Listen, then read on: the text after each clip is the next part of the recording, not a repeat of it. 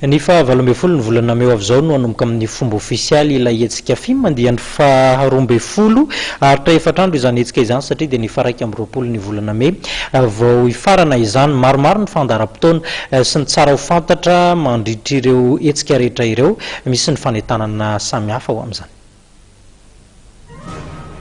Araky ny hitantsika atoriana kanto dia iresaka mikasika ny foire internationale de Madagascar tsika na ny tsena iraisam-pirenena eto Madagascar. Andiany faharoa folo izy tia izay manomboka ny fahavalo amby folo ka hatramin'ny faharaiky amby roapolo ny volana May, fito amby folo sy roa arivo avy izao ery amin'ny zone Forelo Tanjombato ihany ny misy anazy